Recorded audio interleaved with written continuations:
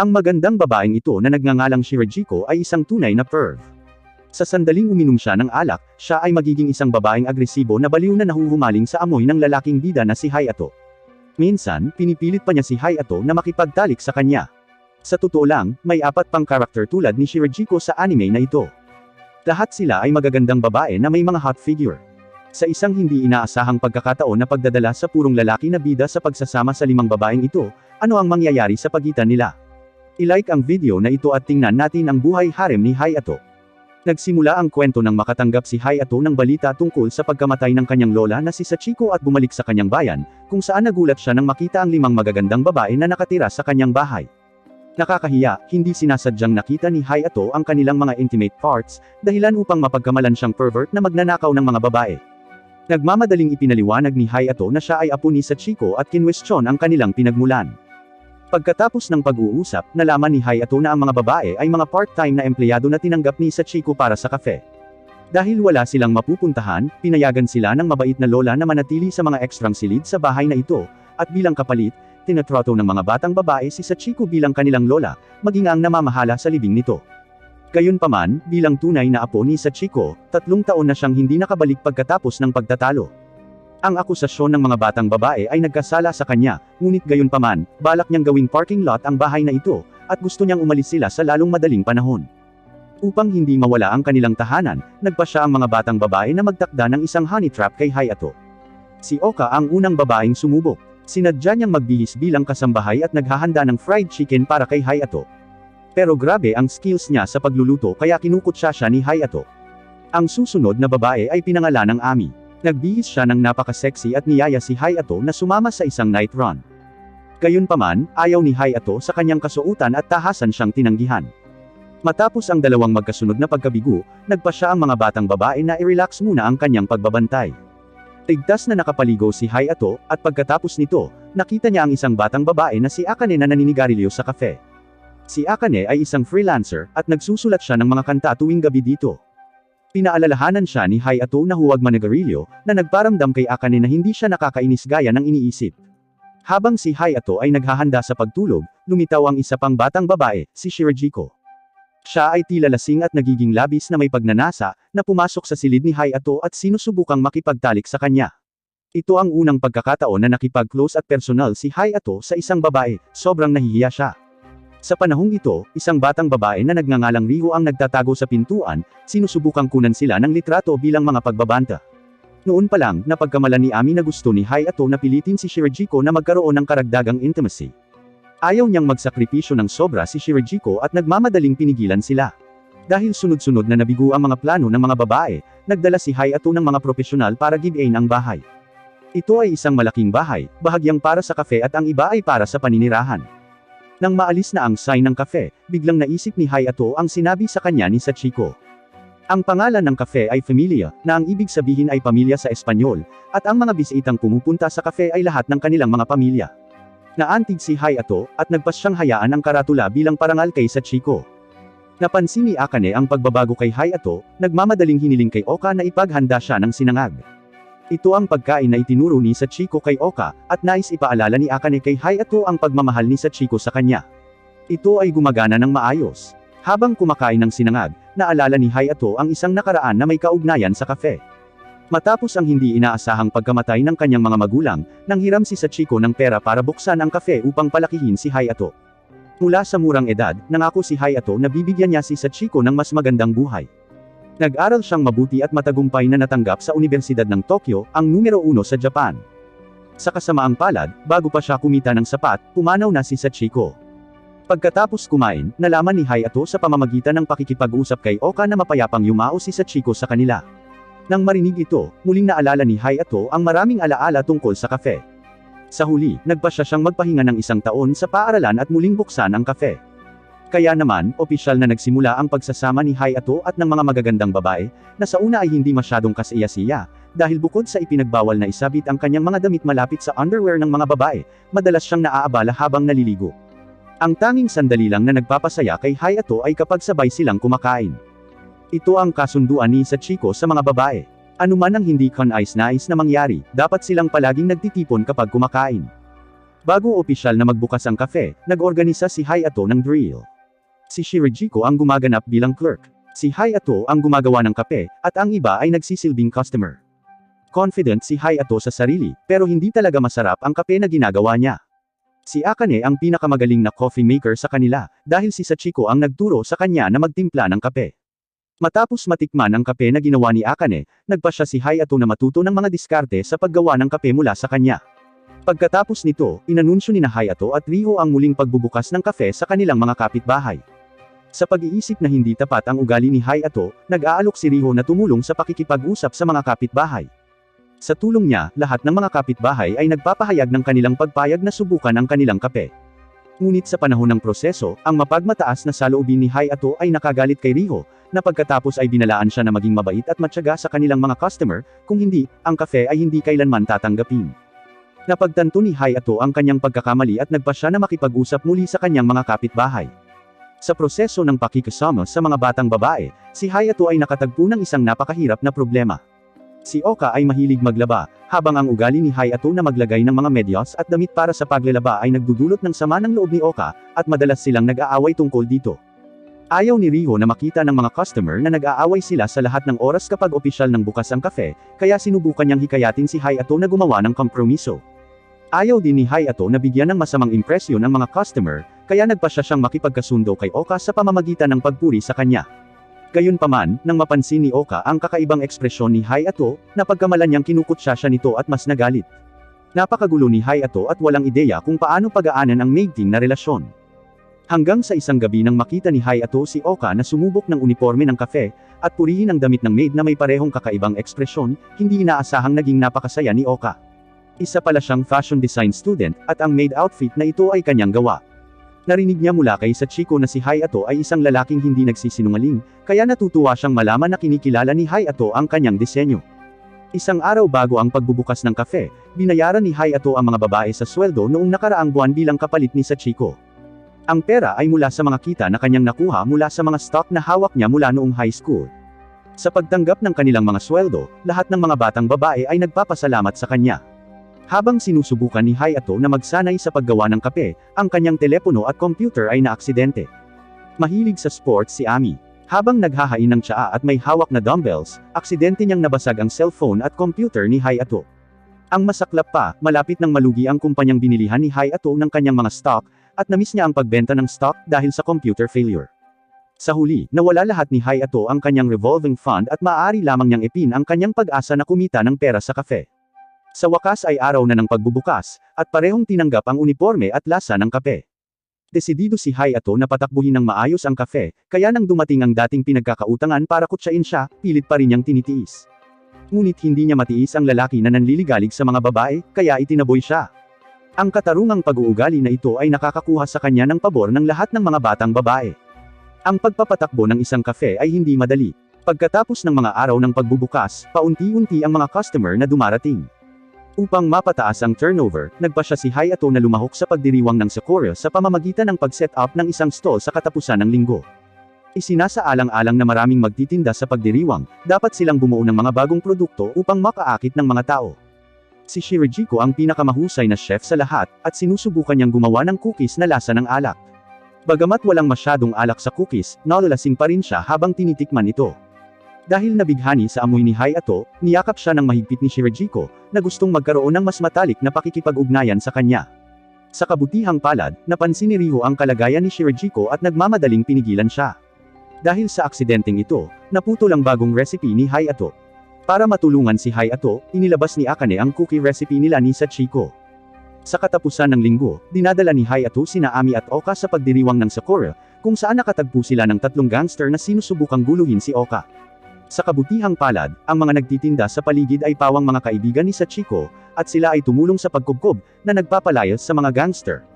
Ngunit hindi pa tapos ang krisis. Ang mga gangster ay nakaramdam ng labis na kahihiyan at palihim na bumalik upang basagin ang kanilang mga stall. Ayaw ni Hayato na yumuko sa mga gangster, na nag-iisip ng ibang ideya. Nakipagtulungan siya kay Oka para mag-transform ng food cart, at pagkatapos ay hiniling kay Riho na mag-post sa mga social platform na magbebenta sila ng kape sa isang mobile cart. Gayon din, isinasaalang-alang niya ang isyu ng inventaryo. Kaya't nang naubos na ang coffee beans at cookies sa cart, si Ami, na magaling sa sports, ay nag-aayos sa kafe. Sa huli, sa programa ni Hayato, nakakuha sila ng mataas na turnover. Sa pag-uwi, muli nilang nakasalubong ang tatlong gangster. Alam na alam ni Hayato ang batas, at mas mabuti para sa kanila na huwag magsimula ng pag-atake. Kaya't sinasadya niyang magpakita ng kahinaan at hinayaan ang mga gangster na suntukin siya, at pagkatapos ay hiniling niya kay Ami na turuan ang mga gangster ng isang mahirap na aralin, na itinuturing na isang lehitimong depensa. Gayon din, para mapigilan ang mga gangster na patuloy na mangharas sa kanila, ni-record ni Hayato ang buong proseso gamit ang kanyang mobile phone. Namangha si Oka sa masusing plano ni Hayato, at nang sabihin niyang ayaw niya lang nabasagin ng mga gangster na iyon ang coffee cart na ginawa niya, naantig siya. Ang kanilang promosyon sa pagdiriwang ng Sakura ay nakakatulong sa negosyo ng kafe na patuloy na lumago. Si Ryo ay labis na nag-aalala tungkol dito, at kahit na kailangan niyang pumasok sa paaralan, babalik siya ng maaga upang bantayan ang kafe. Nang gabing iyon, natuklasan ni Hayato na nagpupuyat si Ryo sa pagsasaliksik sa plano sa marketing ng kafe. Nagtataka siya kung bakit siya nagsisikap ng husto, at nalaman na nagpapasalamat si Ryo kay Sachiko sa pagtulong sa kanya, at gusto niyang protektahan ang kafe para kay Sachiko. Hiniling ni Hayato kay Ryo na huwag magmadali, at ang kanyang kalusugan ang pinakamahalagang bagay. Bilang manager ng kafe, siya ang mananagot sa pag-promote nito at pag-aalaga sa mga tauhan. Gusto niyang gumugol siya ng mas maraming oras at lakas sa kung ano ang gusto niya kaysa sa kafe lang. Si Ryo ay labis na humanga sa kanyang mga salita. Sa tingin niya ay mas maaasahan si Hayato kaysa dati at nagpasya siyang umasa sa kanya. Ang sumusunod na kwento ay tungkol kay Akane na mahilig sa musika. Isa siyang gitarista at lead singer ng banda, kaya sa kanyang mga araw na walang pasok, sumasali siya sa iba't ibang pagtatanghal. Kakaiba, itinago ni Akane ang pangalan ng banda niya para hindi pumunta ang mga kaibigan niya sa kafe, sa mga pagtatanghal. Ang mga batang babae ay napaka-curious tungkol sa kanyang trabaho, at si Ryo ay nag-isip pa nga na maaaring may ginagawa siyang hindi tama. Habang bumibili si Hayato ng mga sangkap sa lungsod, narinig niya ang mga dumadaan na nag-uusap tungkol sa isang lead singer ng banda na nagngangalang Akane. Na-curious si Hayato sa kanilang pag-uusap at napagdesisyonan niyang tingnan kung si Akane ba yon. Pagdating niya sa eksena, nakita niya talaga si Akane na kumakanta sa entablado, humahanga sa kanyang musika. Pagkatapos ng palabas, tinawag ni Hayato si Akane na nabigla at nahihiya. Hiniling niya kay Hayato na ilihim ito, dahil hindi pa siya handang sabihin sa iba ang tungkol dito bago siya sumikat. Iginagalang ni Hayato ang mga ideya ni Akane at pinagbigyan ang kanyang kahilingan. Inihayag din niya ang kanyang paghanga para sa kanyang talento sa musika, at ipinangako na panatilihing bukas ang kafe hanggang sa mabuhay siya mula sa musika. Matapos ang mga araw na ito na magkasama, ang mga babae ay nagkakaroon ng magandang impresyon kay Hayato. Ngunit dahil isang taon lang nag-apply si Hayato para umalis sa paaralan, hindi nila maiwasang mag-alala kung ano ang magiging buhay pagkaraan ng isang taon. Nang magmungkahi si Akane na gusto niyang pakasalan si Hayato, lahat ay natigilan. Bagamat ipinaliwanag niya noon na nagbibiro siya, pakiramdam nila ay labis silang nag-aalala. Isang araw, narinig ni Ryo sina Hayato at Shirajiko na nag-uusap tungkol sa isang malaswang bagay, na naging dahilan upang mapagkamalan niyang nagkaroon sila ng matalik na pakikipag-ugnayan. Hanggang sa binuksan niya ang pinto, nalaman niya na tinuturuan lang ni Shirajiko si Hayato na gumawa ng sandwich. Upang makuha ang atensyon ni Hayato, nagpasya si Ryo na sumama sa kanila. Sa panahon ng proseso, siya at si Shirajiko ay may hindi pagkakasundo. Gusto niyang gumawa ng napapanahon na sandwich, ngunit iginiit ni Shirajiko ang recipe na iniwan ni Sachiko. Pagkatapos, hiniling nila kay Hayato na maging hukom at pumili ng pinakamahusay na sandwich. Ngunit si Hayato ay kumain ng marami sa kanyang mga nabigong sandwich, hindi na makakain pa. Sa huli, natitikman nila ang mga sandwich ng isa't isa, na talagang masarap ito. Nang maglaon, napansin ni Oka na si Ami ay hindi masigla kamakailan, na hinihiling kay Hayato na bigyang pansin ang kanyang kalagayan. Pagkatapos ng pagmamasid, naisip din ni Hayato na si Ami ay talagang hindi aktibo gaya ng dati. Tinanong niya si Akane tungkol dito, nalaman na si Ami ay natalo ng kanyang kalaban sa isang karate practice match. Pagkatapos ay ipinatawag niya si Ami para sa isang pag-uusap sa pag-asa na siya ay mapapasaya. Masasabi niyang napakahina ng mood nito. Sa unang pagkakataon, sabi niya, napagtanto niya na ang kanyang mga kakayahan ay limitado. Nang marinig ito, pinaalalahanan ni Hayato si Ami na huwag kumapit sa isang nakapirming galaw. Siya ay malakas at may talento. Kung magagamit niya ang kanyang mga kakayahan ng may kakayahang umangkop, tiyak na mas malakas siya kaysa sa ngayon. Sa panghihikayat ni Hayato, nabawi ni Ami ang kanyang fighting spirit, na tuwang-tuwang ipinakita ang kanyang bagong galaw, para lang basagin ang bagong laptop ni Hayato. Galit na galit si Hayato kaya pinarusahan niya si Ami. Buti na lang at naabot na naman ng kafe ang pick nito, kaya hindi mo na kailangang mag-alala ni Hayato tungkol sa pera. Dahil kapos sa tao ang kafe, gusto niyang humingi ng tulong kina Riho at Oka. Gayunpaman, nang hinanap niya sila, nagpapalit sila ng damit sa silid. Ito ay napaka-excited para kay Hayato, na tumitig sa kanila ng matagal. Nang maramdaman ang kanyang paningin, nahihiya si Oka kaya dali-dali niya itong itinapon palabas. Ang hindi alam ni Hayato ay talagang naghahanda lang sila para sa isang surprise party para sa kanya. Upang hindi malaman ni Hayato, maaari na lamang silang magpanggap na nagpapalit ng damit. Nang sarado ang kafe sa gabi, ipinagdiwang ng mga babae ang pagiging manager ni Hayato sa loob ng 2 buwan at nagpapasalamat sila sa pagbibigay sa kanila ng tirahan. Na-touch at humanga si Hayato. Bagamat nawalan siya ng buong pamilya, mula sa sandaling ito, pakiramdam niya ay mayroon na siyang bagong pamilya. Sa climax ng party, nakatanggap si Akane ng tawag mula sa kanyang ina. Para sa ilang kadahilanan, bigla siyang nalungkot. Sa araw na ito, napansin ng mga babae sa kafe na malaki ang pinagbago ni Akane. Dati ay malayo siya sa kanila, ngunit ngayon ay naging mas malumanay na siya. Iniisip ng lahat ng mga babae na ito ay dahil tinatrato sila ni Akane para sa pamilya, habang si Hayato ay ang tanging nakakaalam ng katotohanan. Naalala niya ang tawag sa telepono na natanggap ni Akane, na marahil ay may kaugnayan sa kanyang pamilya. Matapos makipag-usap kay Akane, nalaman ni Hayato na siya ay titigil sa kanyang trabaho sa kafe at isusuko ang kanyang pangarap sa musika. Nagpasalamat si Akane kay Hayato sa pag-aalaga sa kanya at pabirong nagtanong kung gusto niyang hawakan ang katawan nito. Tinanggihan ni Hayato ang kahilingan ni Akane, habang hinihiling lamang na makipag-date sa kanya kung gusto niyang ipakita ang kanyang pasasalamat. Sa araw ng date, dinala ni Hayato si Akane sa isang cafe, kung saan sinabi niya ang tungkol sa kanyang pagbibitiw. Hindi ito totoong date, dahil hindi pa sinabi ni Akane sa ibang mga babae ang tungkol sa kanyang pag-alis, nagpa siya si Hayato na makipag-usap sa labas. Pagka-uwi, gumawa si Akane ng huling tasa ng kape para kay Hayato. Gustong-gusto niya ang kafe kung saan lumikha siya ng maraming hindi malilimutang alaala. Ang tanging pinagsisisihan ay kailangan niyang talikuran ang kanyang karera sa musika. Iginagalang ni Hayato ang privacy ni Akane at hindi nagtatanong tungkol sa mga gawain ng kanyang pamilya. Sa hindi inaasahang pagkakataon, nagkusa si Akane na ihayag kung bakit siya aalis. Siya ay mula sa isang maimpluwensyang pamilya na sangkot sa negosyo ng iba't ibang lugar sa loob ng mahigit 200 taon, at siya lamang ang tagapagmana sa pamilya. Umaasa ang kanyang mga magulang na mamanahin niya ang negosyo ng pamilya, ikakasal, at magkakaanak. 1 taon na ang nakalipas, hiniling ni Akane sa kanyang pamilya na bigyan siya ng 1 taon para gawin ang gusto niya. Ngayong dumating ang deadline, tumawag ang kanyang ina upang himukin siyang umuwi sa lalong madaling panahon. Nagkunwaring walang pakialam si Akane, na sinasabing ito ang kanyang misyon, at handa siyang tanggapin ang kaayusan ng pamilya na magpakasal sa hindi niya kilala. Pinabulaanan ni Hayato ang kasinungalingan ni Akane. Napakasarap ng kape na ginawa niya, at alam niyang nasa mood siya na kasing pait ng kape. Sa sandaling ito, narinig ng iba ang kanilang pag-uusap, na humihiling kay Akane na huwag umalis. Naantig dito, hindi mapigilan ni Akane na ibuhos ang kanyang damdamin. Talagang ayaw niyang umalis dito, ngunit hindi niya mapigilan ang pag-aayos ng kanyang pamilya, at umaasa siyang matutulungan siya ni Hayato. Pumayag si Hayato sa kahilingan ni Akane at sinamahan niya itong makita ang kanyang ina. Ipinahayag ni Akane sa kanyang ina ang kanyang pagnanais na ipagpatuloy ang kanyang karera sa musika. Ngunit pagkatapos ma-reject ng kanyang ina, hindi na siya naglakas loob na magsabi pa. Lumaki si Akane sa ilalim ng mahigpit na tagubilin ng kanyang ina at humanga sa kanya. Nang makita ang pananahimik ni Akane, hindi mapigilan ni Hayato na sisihin siya.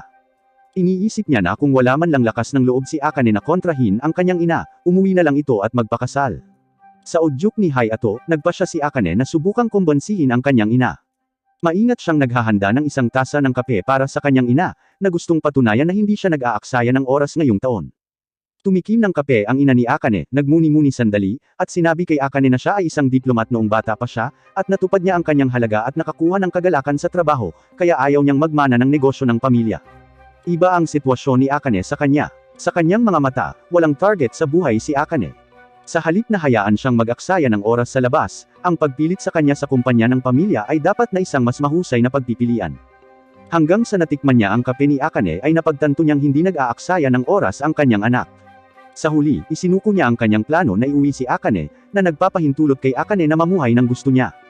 Ito ay nagkakahalaga ng pagbanggit na ang ina ni Akane ay may maraming karanasan, nakita niya ang damdamin ni Akane para kay Hayato, at ipinaalala sa kanya na huwag magpapatalo sa iba pang 4 na babae. Pagkatapos ng Hunyo, si Hayato ay namimigay ng mga tseke sa oras at nag-anunsyo ng desisyon. Upang kumita ng mas maraming pera sa panahon ng tag-araw, nag-sign up siya para sa isang Obon Festival. Ang bayad sa pagpasok ay nagkakahalaga ng 4 na buwan ng kanilang turnover, kaya dapat nilang doblehin ang kanilang pagsisikap upang mapaghandaan ito.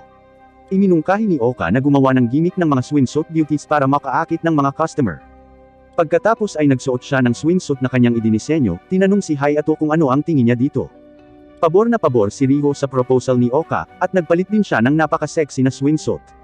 Sa kalaunan, kinuha ni Hayato ang alok ni Oka at pinuri ang kanilang mga figure. Sa pagsisimula ng pagdiriwang, nagbukas si Hayato ng isang beach hut sa tabi ng dagat. Ang mga magagandang babae ay naglilingkod sa mga customer sa mga swimsuit, na nagdudulot sa kanila ng mahusay na katanyagan sa unang araw.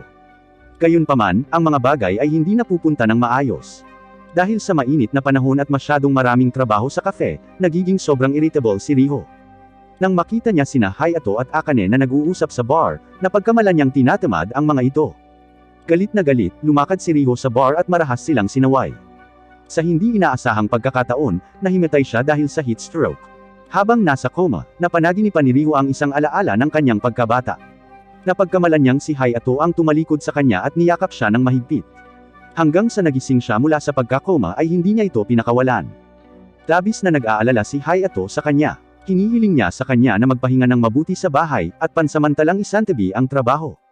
Nang marinig ito, hinawakan ni Riho si Hayato at humingi ng paumanhin sa kanya. Siya pagkatapos ay inaangkin na nagkaroon ng isang bangungot, umaasang si Hayato ay maaaring manatili sa kanya. Sa tulong niya, nakatulog ng mahimbing si Riho at mabilis na gumaling. Nais niyang pasalamatan si Hayato, ngunit nakita niya itong nakikipag-chat sa tatlong magagandang customer.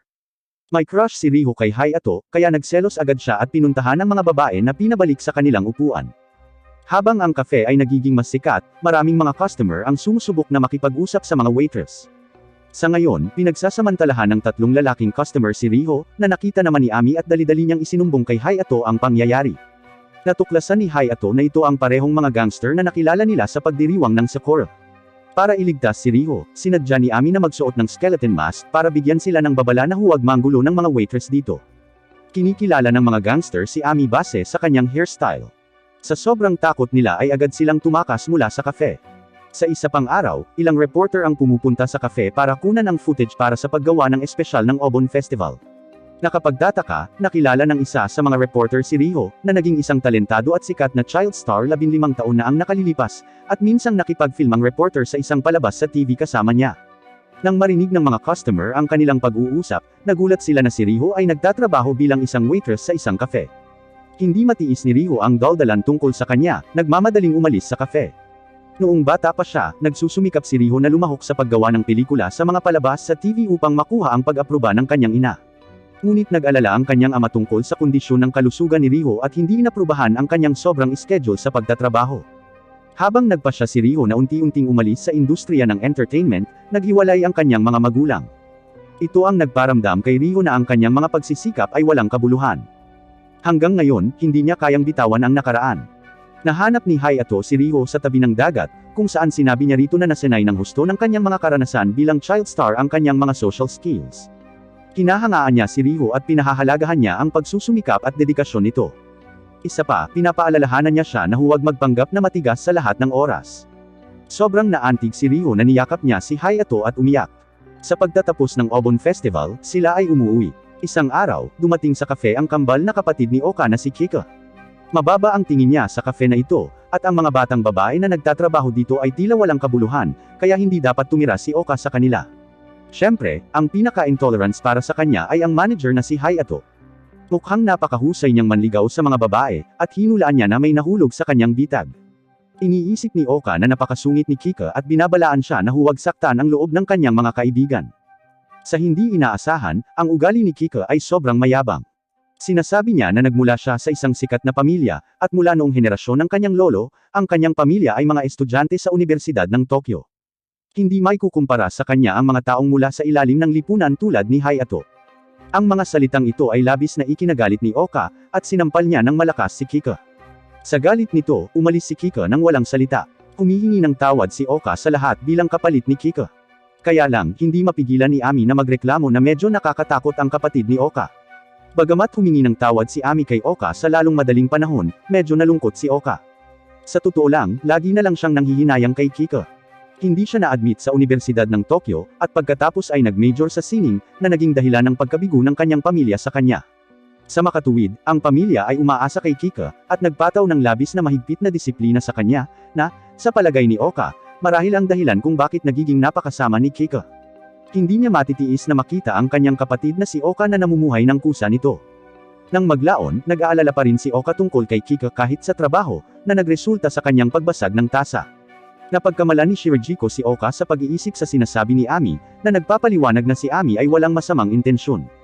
Maya-maya lang, lumapit si Kika sa pintuan ng kafe at narinig ang kanilang pag-uusap. Walang pumapansin sa kanya maliban kay Hayato. Habang nagtataka siya kung bakit siya nandito, nagmamadaling umalis si Kika. Nagkamali pala siya sa pag-iisip na binubuli ni Ami si Oka, balak siyang hanapin.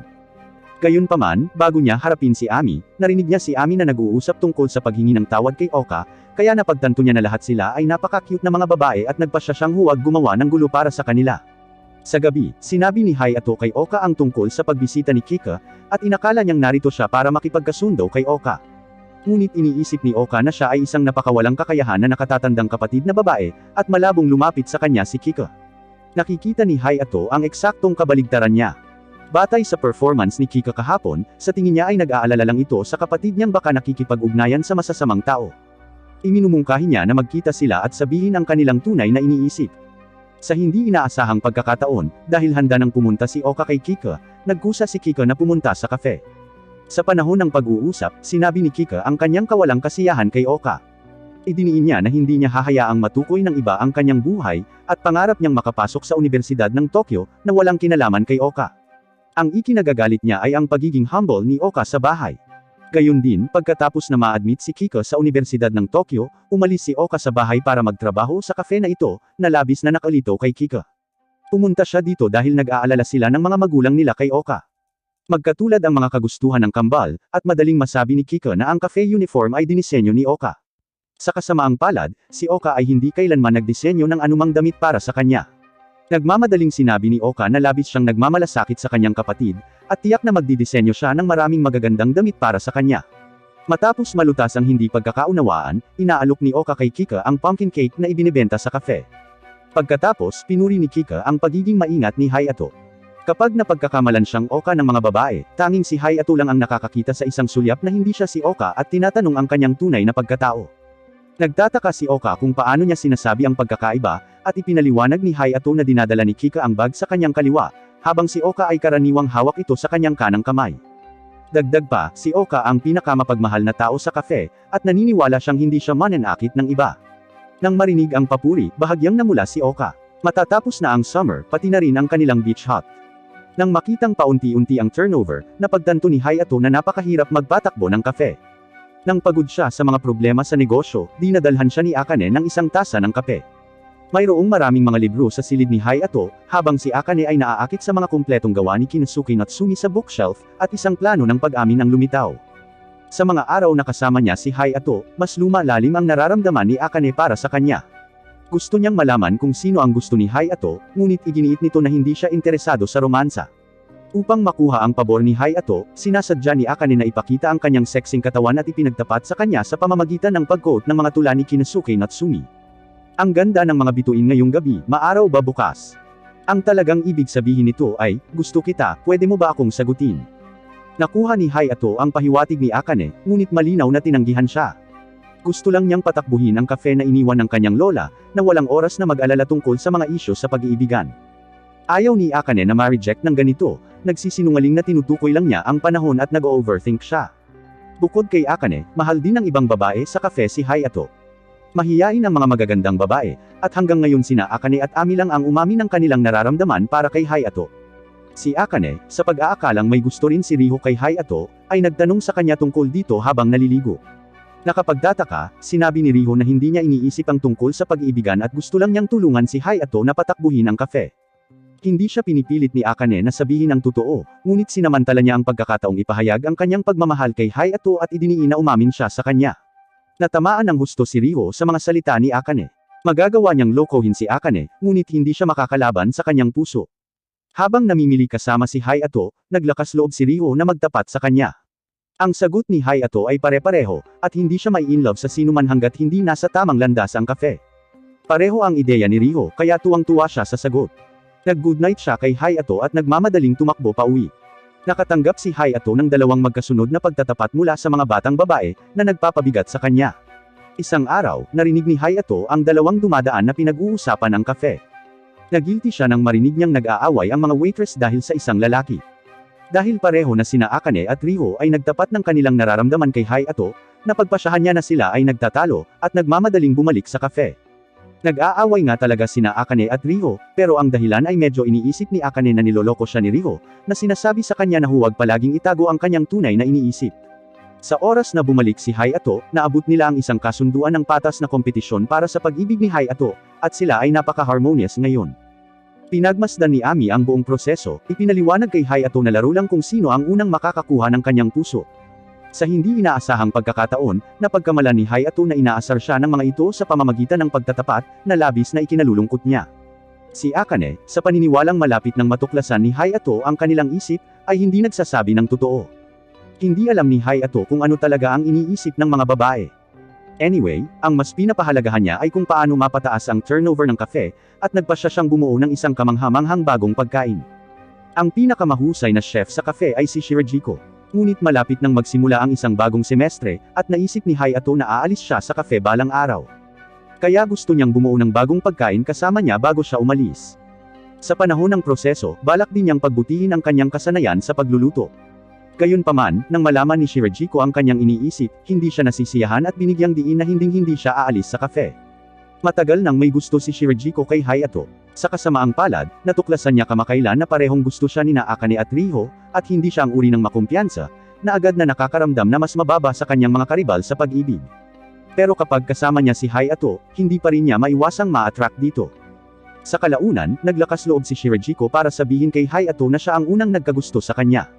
Nang magulat si Hayato sa kanyang pag-amin, bigla siyang nag-alok na magkaroon ng intimate interaction sa kanya. Hindi nagtagal ay napansin ni Hayato ang mga pamunas ng alak sa mesa, napagtanto na siya ay nasa ilalim ng impluwensya ng alak, na ikinalito niya ng labis na hindi niya alam kung seryoso ang kanyang mga salita. Pagkatapos makatulog si Shirajiko, lumabas siya kasama si Hayato para mag-grocery. Noong panahong iyon, aksidenteng nalaman ni Hayato mula sa mga tindero na si Sachiko ay isang 3-star chef na sertipikado ng Mike Halen. Kakaiba, parang ayaw ni Shirajiko na malaman ito ni Hayato at pilit siyang inilayo. Ngunit si Hayato ay labis na nahuhumaling na malaman ang katotohanan. Sa ilalim ng kanyang pagtatanong, kailangang ibunyag ni Shirajiko ang kanyang kwento. Ang ama ni Shirajiko ay apprentice ni Sachiko, at nagtutulungan sila sa isang restaurant sa Spain. Isang araw, pumunta siya sa cafe upang bisitahin si Sachiko kasama ang kanyang ama, kung saan nakilala niya si Hayato. Sa oras na iyon, naghanda si Sachiko ng dalawang ice cream para kina Shirajiko at Hayato na mag-enjoy ng magkasama, habang si Shirajiko ay nadepa nang hinahanap si Hayato, nabangga ang isang masungit na lalaki. Dahil dito, nadungisan ng ice cream ang leather na sapatos ng lalaki, at nagtantrum siya kay Shirajiko. Maya-maya lang ay sumulpot si Hayato, kumuha ng tubo ng tubig at sadyang sinabuyan ng tubig ang lalaki.